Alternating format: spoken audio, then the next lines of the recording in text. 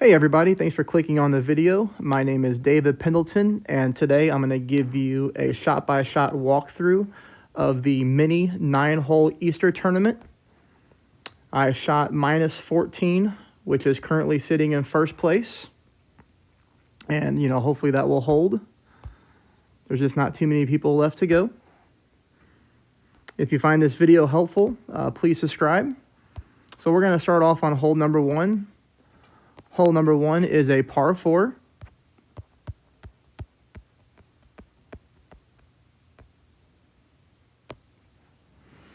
And you're going to notice that I used a few berserkers on rookie this time. There was a lot of long par 5s.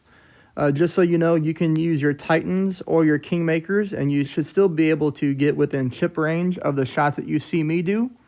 Or if you want to try to duplicate my shots, you can always do the golden shot still, the hard edition, which is actually very easy to get a hole-in-one and to land in the rings. And that'll get you a couple berserkers as well. And that'll allow you to go shot by shot with me. But hole number 1, we can use a power 5 ball. But like I said, this shot can easily be done with a Titan or a Kingmaker as well. You just want to go full top spin and about 1 bar of right spin. And what I do here is adjust at 10% elevation. And then I turn the camera around and I just push my target back up to get max distance. I go with almost full overpower, but not quite, and just a tad of right curl, because what you don't want to do is get stuck around those tree areas. But what you're looking for is a good bounce like that between the sand bunkers and roll up along the fairway. Now you can see I had a lot of room on my landing spot, so you can easily do that again with a Titan or Kingmaker. You just won't get up as far as I did, but it'll still leave you for a pretty close chip in for your eagle opportunity.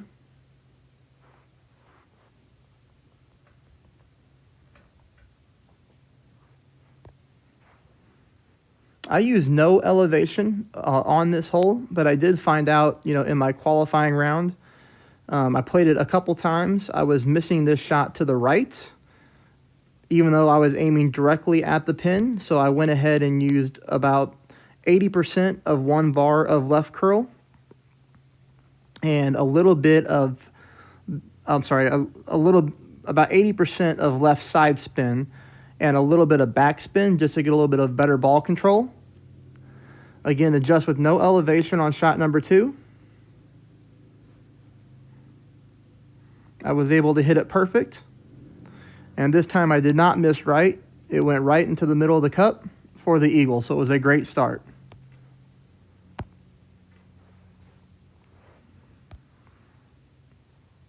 Hole number 2 is going to be a par 3.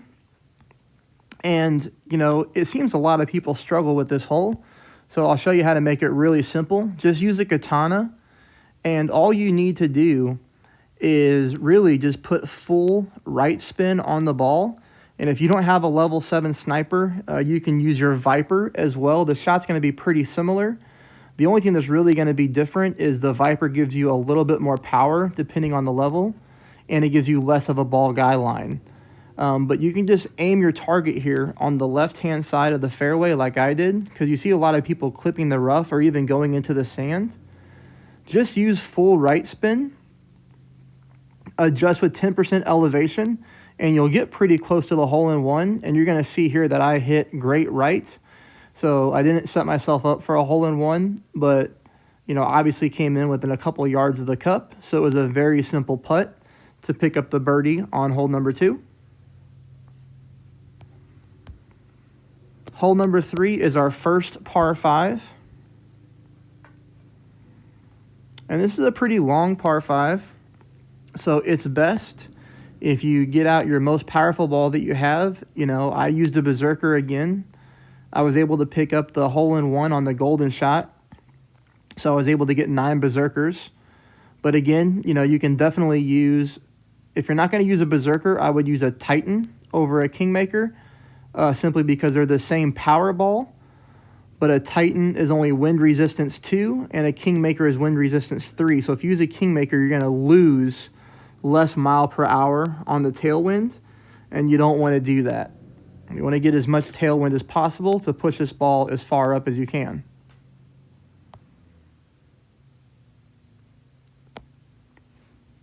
Shot number 2, you need to figure out what gives you the best ball guideline towards the pin. You can go left or you can go right. And you're going to want to see, you want to use a lot of side spin. So you'll see here I tried to go right, but I didn't want to mess up and hit that rough patch. So I decided to go left. Pretty much going to go with almost full left spin. And what you want to do is just find a path to where the ball slopes down the green there. But most importantly, make sure your second bounce clears the sand. Because as long as you get to that fairway or that green, worst case scenario, either you're going to go to the back of the green and you'll have a simple chip in for the eagle. You just don't want to hit this one short. As you can see here, I used a little bit of left curl.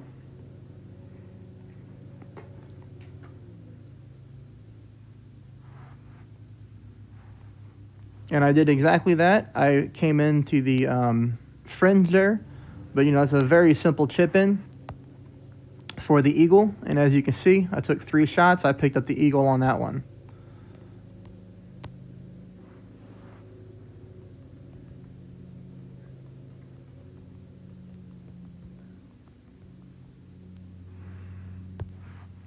Hole number 4, we come back to another par 4. And this is 10% elevation. And all you need to do is just use a navigator on this one and play left. Don't play right. Too many people are making mistakes and playing right. Playing right does give you the advantage on the second shot. It gives you a Viper or a Sniper right at the pin. But you can definitely clip the rough or even go into the sand, and then you screw yourself on the second shot, giving yourself almost no ability to make it to the green in 2. It's going to be very important, in my opinion, to bring your Goliath to this hole, because you want this one on the rough bump opportunity, which we're going to see here next. So we picked up about 350 yards, which is a good drive on this one.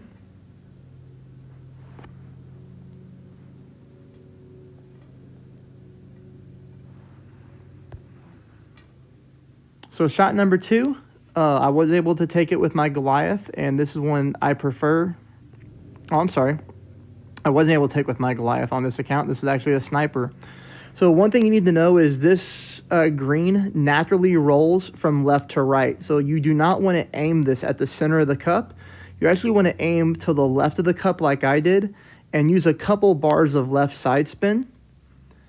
In this scenario, I'm adjusting at 10% elevation at minimum distance of my Sniper.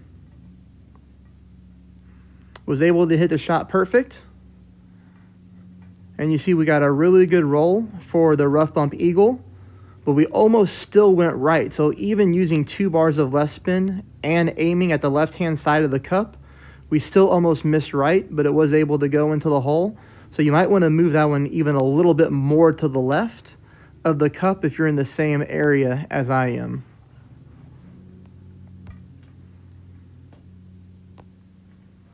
Hole number 5 is a par 3. And this is another one you see people struggling with. You know, either missing it way to the right-hand side of the green or even hitting water when they try this. So use a quarterback for the accuracy and the ball guideline. You can use whatever ball you want to. I chose to go with a Katana for the side spin. So you can see I use a couple back and 3 left. I played this one nearly at max distance with a 10% elevation. So if you try to replicate this shot, I would suggest using even more left side spin, because you're going to see I miss right. So I think we're talking about maybe 4 bars of left side spin, maybe even 4.5, somewhere in that zone, depending on the wind. But regardless, if you take that with a quarterback and a Katana, and you just use that island, you're going to have a very simple shot and a very simple birdie opportunity on this hole. Now we'll head into hole number 6, which is another par 5.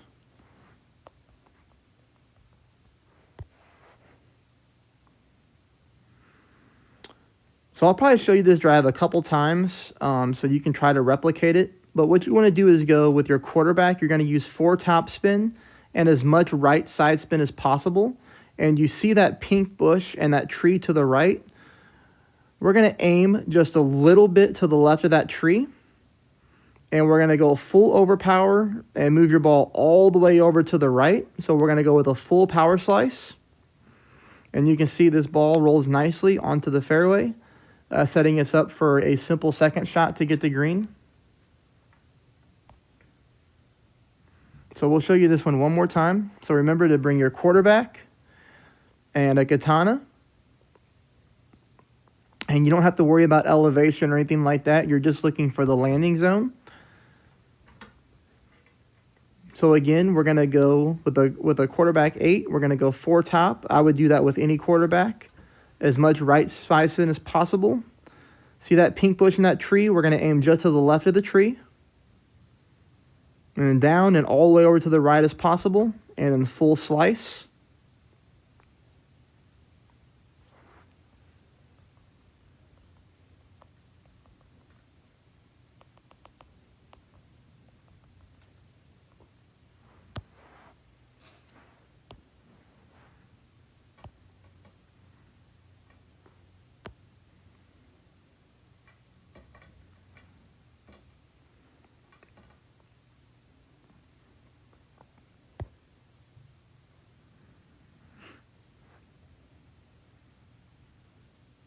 So this is shot number 2. You don't have to worry about any elevation, anything like that.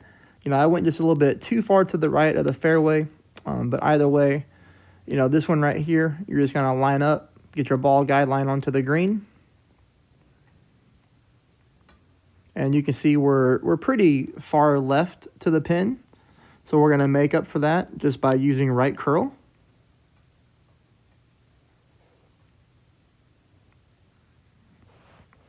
And we get a nice bounce and a good roll towards the cup. So that picks up an easy eagle on hole number 6.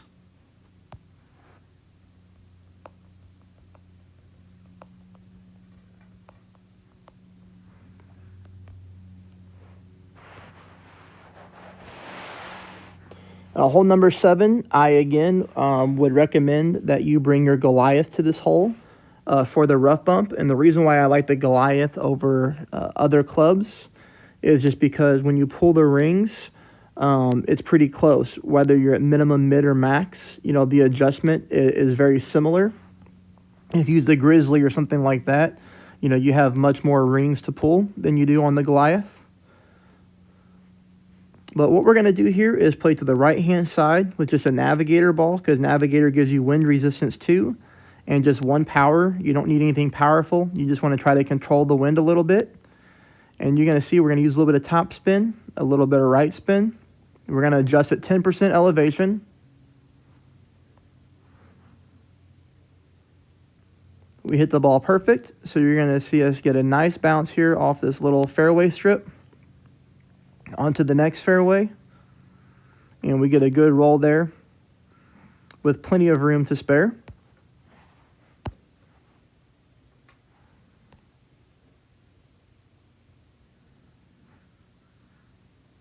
Shot number 2, like I said, is going to be set up for a rough bump. The only thing that I don't like about the Goliath here is you don't really get that developed of a ball guideline when you're at a level 5. Higher levels give you a better ball guideline. But I've played with this club so many times amongst different accounts, I have a pretty good idea of how the ball rolls. So here, again, is a green that goes from left to right. So you saw that I used quite a bit of left side spin, and I tried to get my ball guideline very close to the pin. I just left it a little bit short because I don't want it to go too far. I adjust this one at 10% elevation as well. Was able to get a good bounce here and drop this eagle as well. So we're picking up a lot of extra drops throughout this final round of the tournament.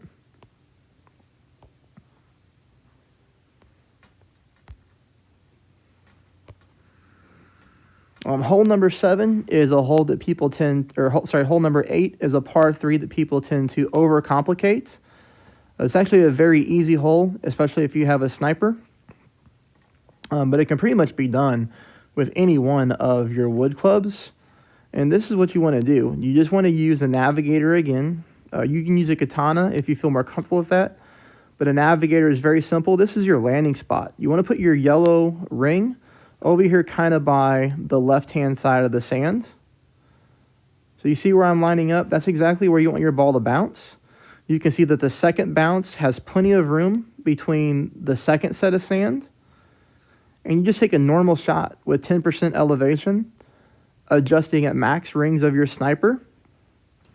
I wasn't trying to get the hole-in-one on this one. You know, I'm just really trying to get myself really close to the cup and take the simple birdie.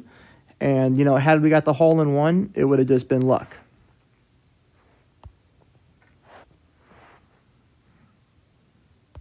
And then the last hole is hole number 9. And it's another very long par 5. I only picked up the birdie on this one. I eagled it during the qualifying rounds. I can show you where I messed up so you don't make the same mistake. But this is going to be another berserker shot. But again, a Titan is what I would recommend if you're not using a berserker. Along with the big topper. 10% elevation and then push back up to max. Full overpower.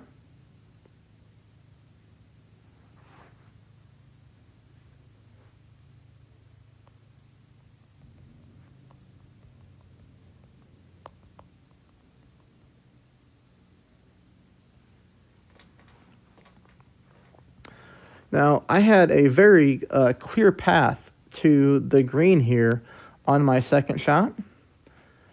You know, and I recommend that you're going to take your big dog or your cat to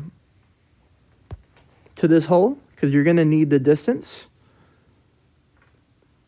And I made a very stupid mistake here.